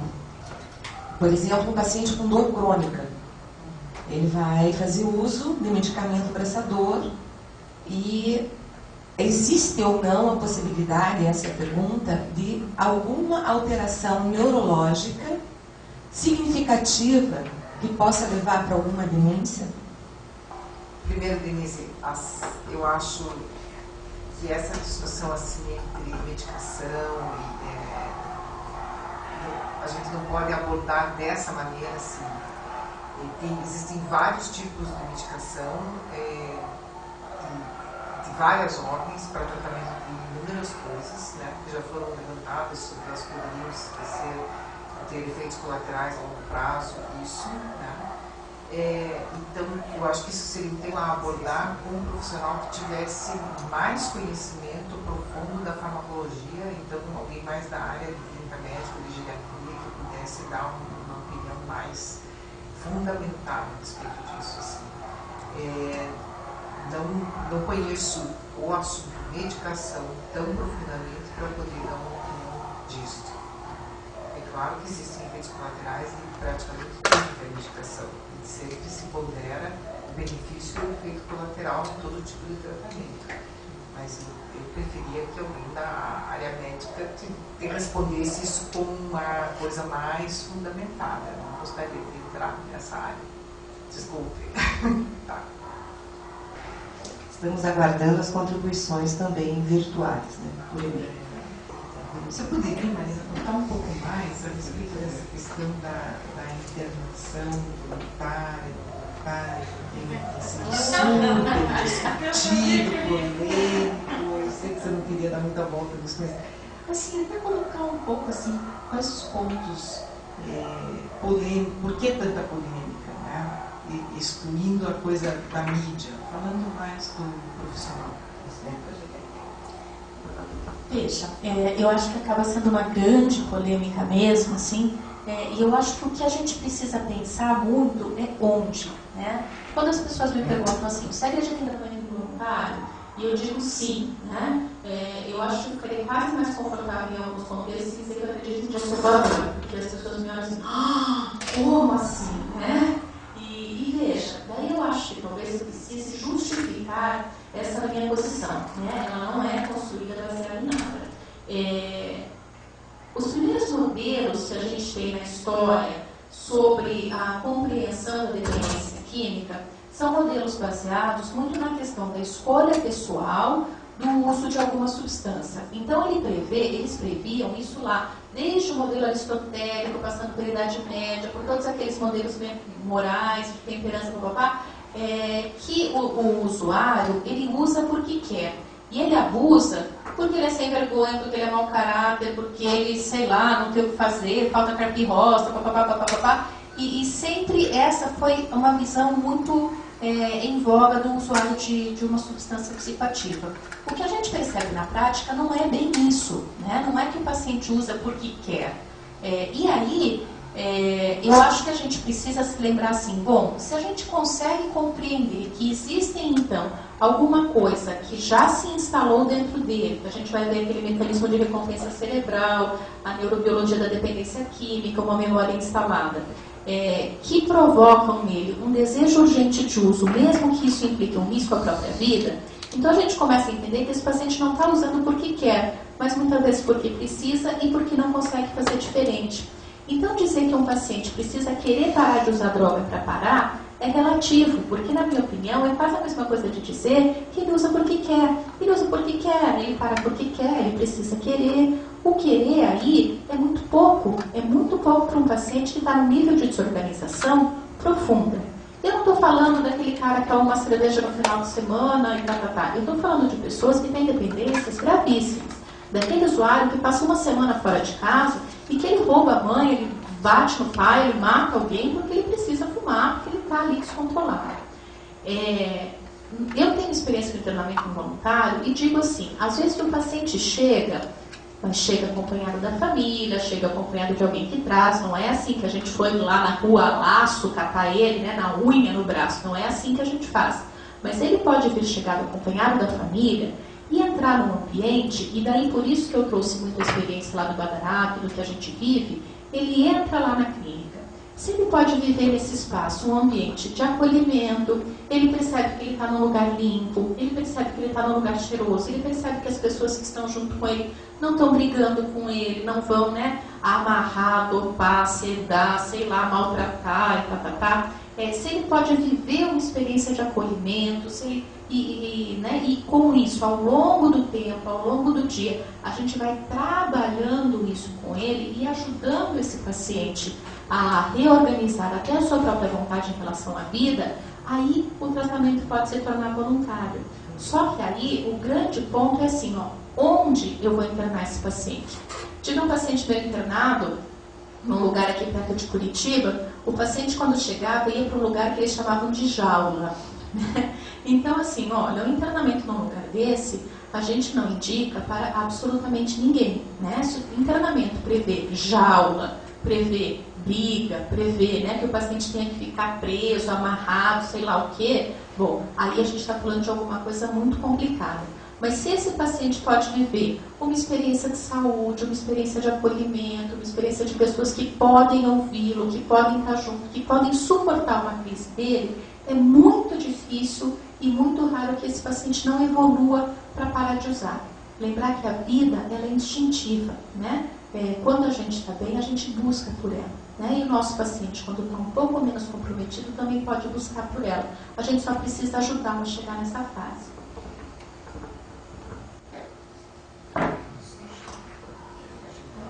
Quero continuar com o assunto. Você está falando de internação involuntária. E uma das formas é a internação compulsória. Sim, mas é involuntária. Assim também. Mas pensando nesse lugar do Estado de decidir pelo sujeito, em que momento ele não consegue mais decidir por si mesmo. E aí nós temos algumas experiências que têm sido divulgadas, claro que o acesso é através de informações entrecortadas, mas você tem alguma opinião formada em relação a isso? Hoje vejo que a gente já está ampliando o nosso sistema de saúde mental, colocando hoje a possibilidade de alguém chegar à noite e solicitar ajuda com os CAPS-3, finalmente, depois de uma década de legislação a gente consegue, mas em alguns estados a internação compulsória tem sido, vamos dizer, a estratégia pública para lidar com essa que se diz epidemia.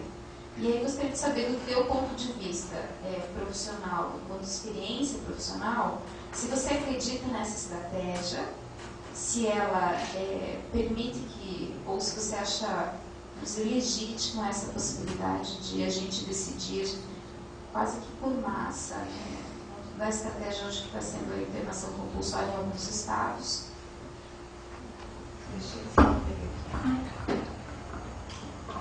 Olha, eu não acredito, acho que durante toda a minha exposição eu disse assim, eu não acredito na massificação, né? Nem no tratamento, nem na forma como a gente constrói um tratamento, nem na forma como a gente pensa no nosso paciente. Ainda acredito que a gente precisa avaliar caso a caso. O que eu quero dizer com isso? Algum tempo atrás eu estive na rádio CBN, por exemplo, falando sobre, já vou chegar lá, vou começar aqui, mas eu chego lá, falando sobre dependência de medicação, uso e abuso de medicação. Até na época foi uma paciente comigo e não funcionou? Está muito barulho, Então, a gente comentava assim, o que aconteceu no caso dela? Foi uma paciente que a gente demorou, ela veio para o consultório e tal, era uma paciente que precisava de internamento, ela estava se intoxicando, ela estava tendo um uso de medicação muito complicado, e até pensei um pouco na sua pergunta, né, porque no caso dela, a gente já acabou constatando que ela teria, sim, alguns efeitos colaterais mais complicados por conta da medicação, né. A gente demorou mais ou menos 6 meses para essa pessoa internar, né? Então foi possível trabalhar isso. Vamos lá, vamos conversar, traz a família, vamos junto, volta, como é que foi hoje? Puxa, me liga, não foi assim, ela disse assim, eu tenho medo de me internar, eu fui para um lugar que era horrível, eles fizeram isso, aquilo comigo, eu não vou, não, peraí, vamos lá, papapá.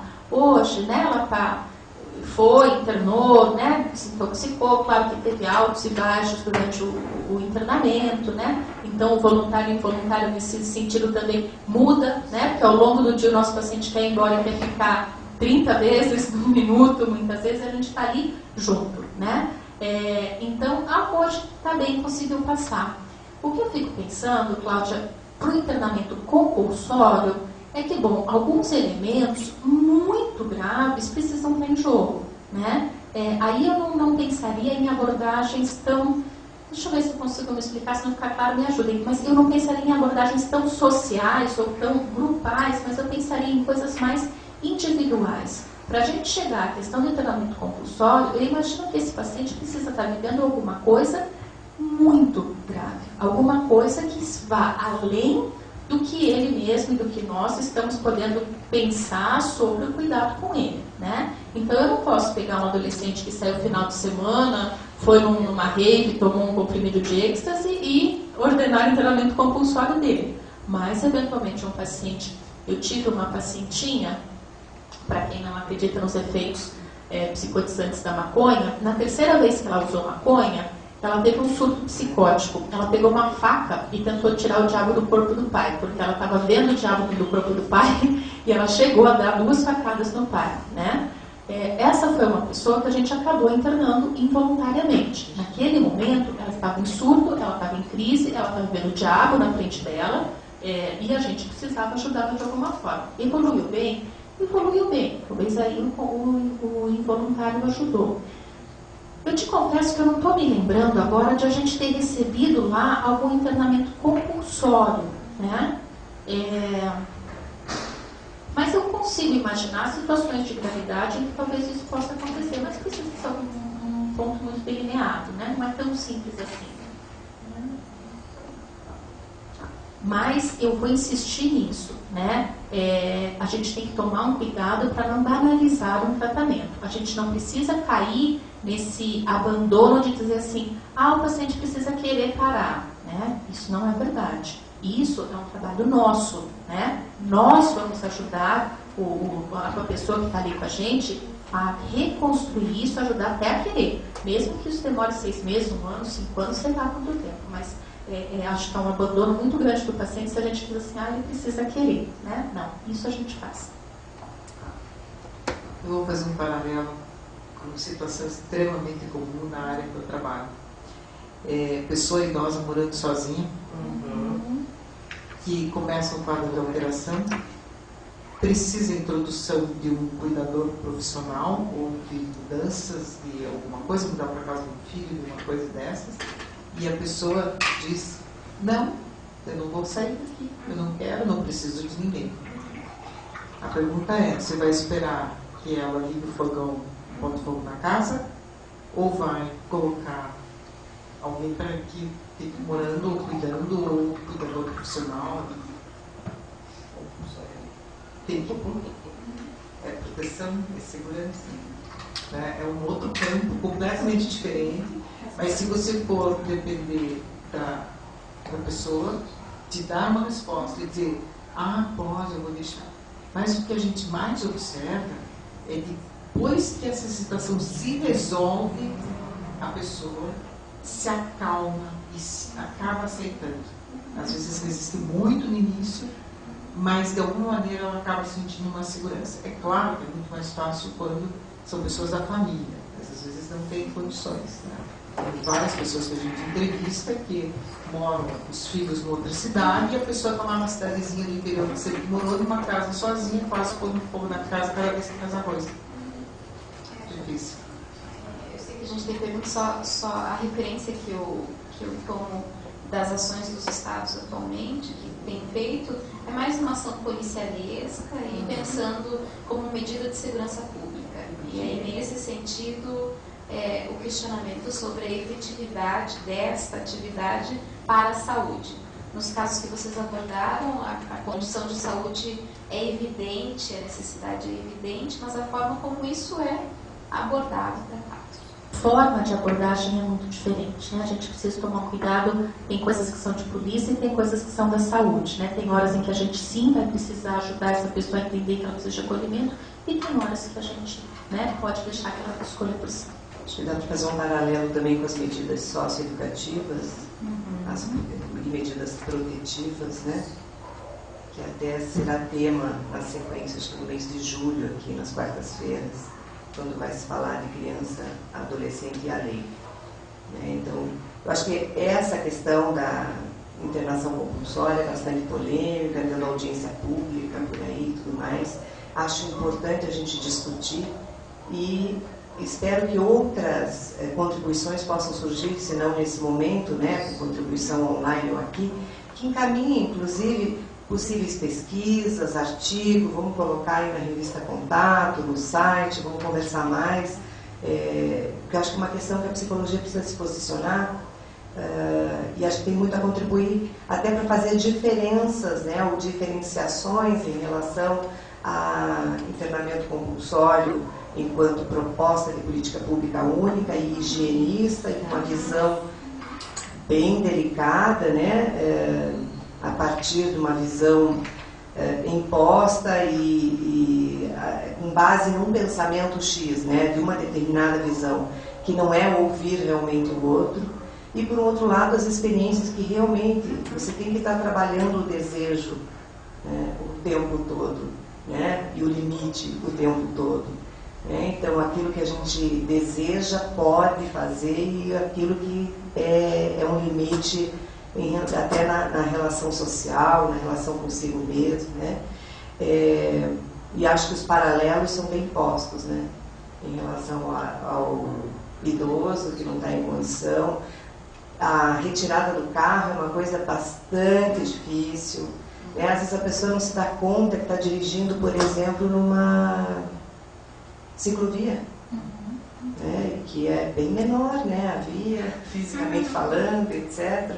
E que mesmo com referência de outros, né, seja neto, seja filho, que aponta e não percebe. Às vezes chega ao extremo de provocar realmente um acidente grave, quem sabe até atropelar ou matar alguém, para daí as pessoas tomarem uma atitude. Eu acho que toda ação de política pública tem que ser uma discussão com a coletividade também. Né? E não só vamos maquiar as coisas, vamos limpar nossas praças, né? Porque é uma ideia de higiene mesmo, ao que parece. E acho que a gente precisa também publicar mais pesquisas sobre compulsão em todas as áreas, né? E aí todas as adições possíveis, Acho que hoje a gente já tem muito mais coisas, né? Nos anos 80 eu trabalhei com dependência química, até os anos 90, que era uma outra realidade, muito mais alcoolismo, cocaína, do que o crack estava começando só. E a gente percebe que da época mal tinha livro, né, em português. Agora a gente tem N pesquisas, mestrados, doutorados abordando a questão. Mas independente disso, acho que tem muita gente trabalhando e tem opinião formada sobre essas questões e que precisam encaminhar para a gente socializar. E quem sabe a gente monta em quartas-feiras só sobre essa questão da dependência química. Bom, desculpe o abuso da palavra. O desejo também, às vezes, né, mobiliza algumas coisas. A Lorena Machado, de Minas Gerais, né, de Belo Horizonte, parabenizando o Conselho pela iniciativa, então sinal de que o pessoal está acompanhando online, só não mandou nenhuma questão, né, só parabenizando, enfim. E tem uma outra pessoa de Perobal, que eu não sei nem se é no Paraná, se é em Minas, onde é, mas eu acho que é Paraná, porque tem um código de área 44, comentando sobre os sombros que a gente mexeu. E a colega aqui tem mais uma questão, né? Na verdade, não é uma questão, acho que quase um depoimento. Eu não conheço você, não conhecia você, Marina, mas conheço a Quinta do Sol. Tive um familiar internado há muito mais de 10 anos, que também foi internado, não é daqui, é de outro estado. E a clínica, como referência na época, foi o que fez a família trazê-lo. Como ele não tinha ninguém aqui, eu fiquei responsável. Então eu participei das atividades onde a família era chamada. Várias vezes fui chamada porque ele queria ir embora. Eu chegava lá e já tinha mudado de ideia. Há mais de 10 anos ele teve recaídas, ele oscilou, teve picos, tudo mais, depois que foi embora. E ele chegou porque a família trouxe. Ele não quis deixar de nada, ele não tinha condição de decidir nada. Ele era um dependente, com dificuldade imensa de largar. Na época era uma questão mais leve, né? Não tão pesada como o uso agora de drogas. E ele relata, sempre me chamando, né, nas redes sociais e me contando como é que ele está. Ele está bem, ele está limpo, como ele diz, há mais de 10 anos. Ele agradece a acolhida que ele teve na clínica, a forma como foi conduzido o tratamento, para ele muito importante. Acho importante a gente relatar isso porque a gente vive de pesquisa, vive de estatística, mas a gente tem muito perto da gente referências que validam o trabalho, né? Então, por isso que eu fiz questão deste relato, sem autorização dele, mas acho que, caso venha saber um dia, não vai brigar comigo. Então, acho importante, sim, a gente considerar a questão do internamento, a validade, o resultado desse tratamento, mesmo que o paciente não veja a possibilidade ou não esteja pronto ou pense que ou. Exatamente. Eu achei importante relatar. Obrigada. Meu nome é Jéssica.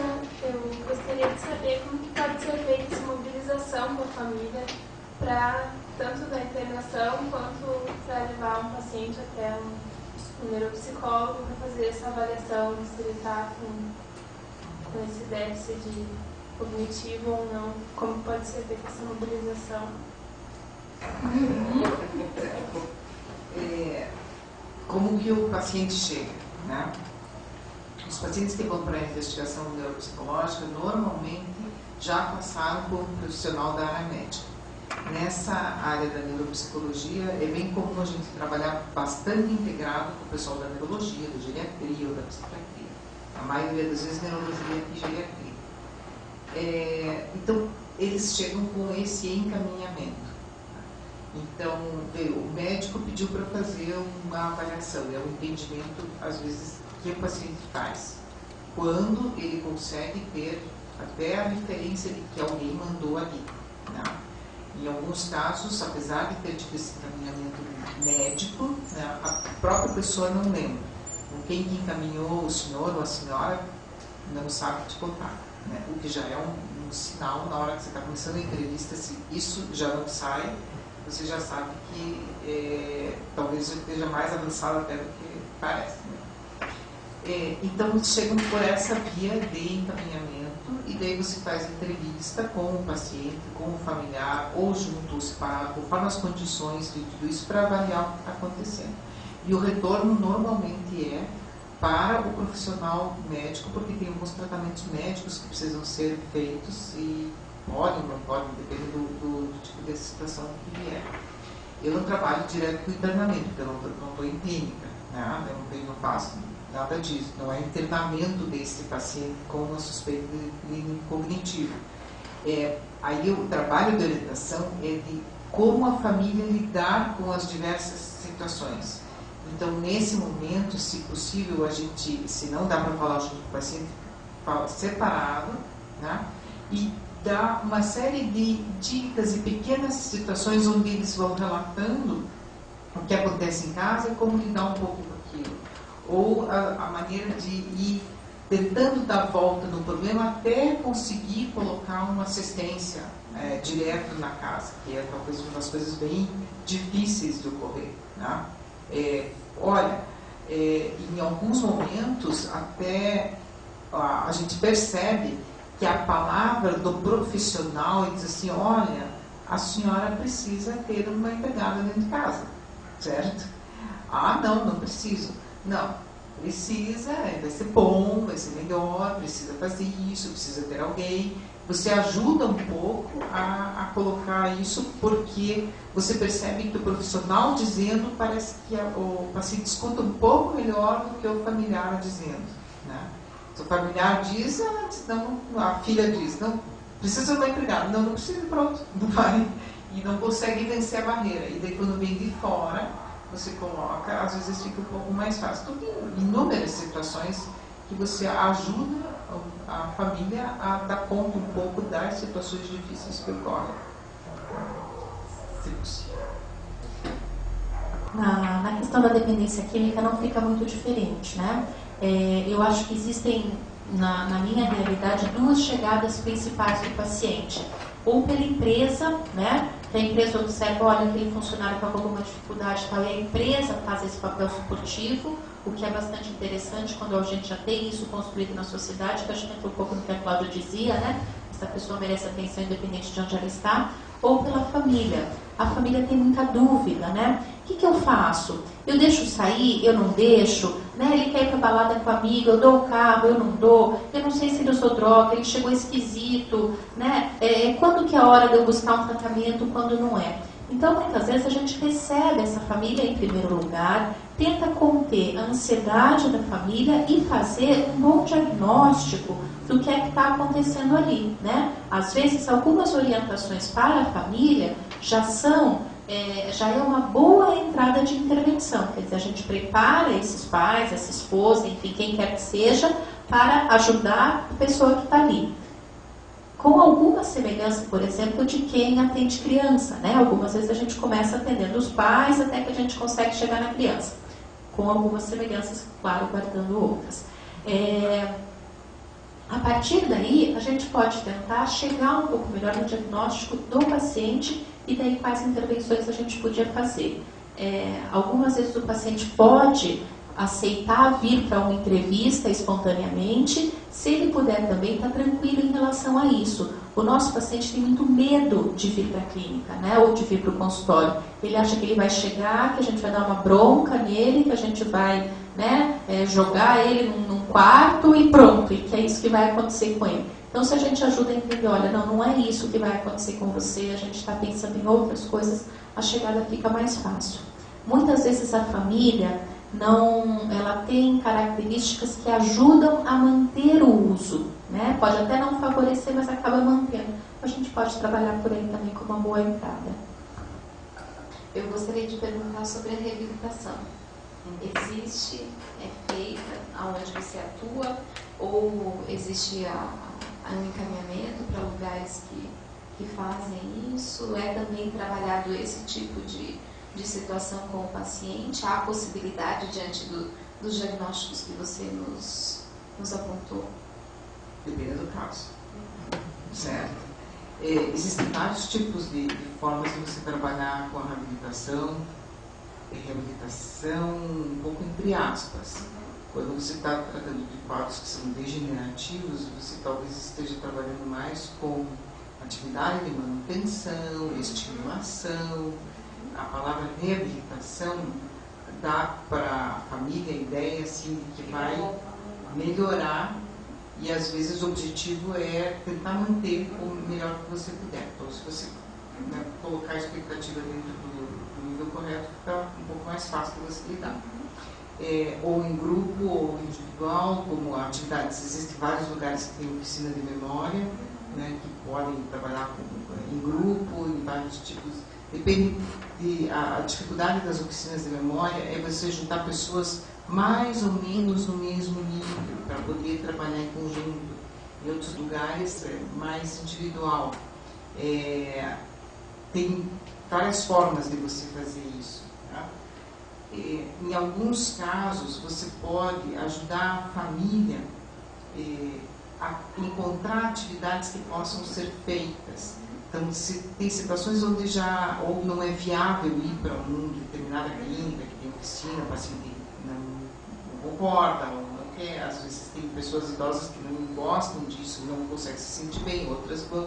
Tem variações, né?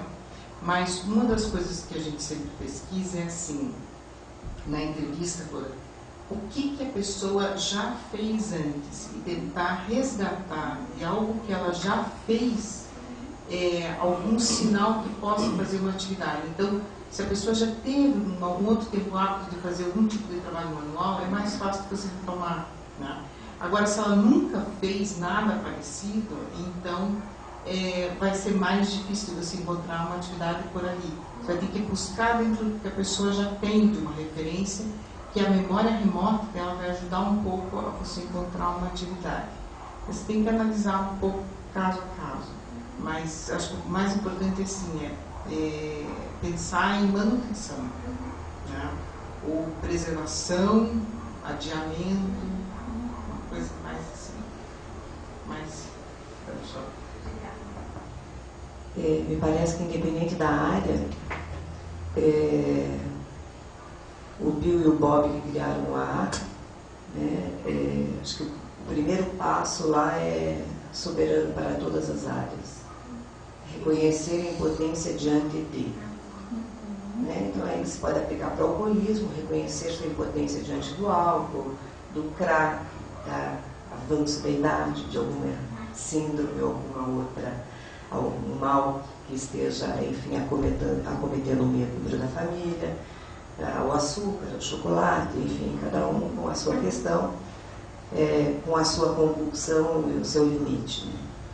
Né? O quanto é importante, né, retomar, que a gente está falando muito aqui da abordagem ao outro, mas o quanto a gente também tem que se trabalhar de como a gente faz esse processo interno. Então, a gente sempre lembra que um cuidador, um psicólogo, ou mesmo assistente social, mas principalmente na nossa área, né, nós psicólogos, precisamos trabalhar, fazer psicoterapia, né, muitas vezes precisamos da supervisão de um colega mais experiente na área para nos mostrar o ponto cego que a gente não está enxergando. Né? Então, acho que são questões importantes. Para quem está na graduação, já deve ir buscando, nem que seja assim, ainda não descobriu qual é seu ponto cego, então não está enxergando nenhuma dificuldade, vai para se conhecer. Né? Eu acho que já é um bom caminho. Né? E a partir daí, quem sabe, vai descobrir outras coisas maravilhosas que é de se descobrir, e, enfim, poder ultrapassar os seus limites e, ao mesmo tempo, reconhecer outros limites e saber qual é a nossa potência. Não precisamos ficar impotentes e nem onipotentes, e descobrir a nossa potência. Então, quero agradecer assim, imensamente a contribuição das colegas, né, Marina, Maria Joana e Cláudia, que, assim, cada uma na sua área pôde contribuir muito, assim, pelo menos para nós que estávamos na organização, superou as expectativas do que a gente poderia integrar entre diferentes colegas com diferentes abordagens e trabalham em diferentes contextos. Né? Então, muito obrigada. Obrigada a todas que vieram participar aqui presencialmente, aos colegas que estão acompanhando online, né, enfim, a população em geral. Então, divulguem aí que as quartas-feiras no CRP estão abertas para o mundo, na medida que, onde você tiver acesso à rede de computadores, pode participar. E quem tiver a oportunidade de vir aqui presencialmente, tem um lugarzinho e um espaço de voz também. Ok? Muito obrigada mais uma vez e boa noite para todos.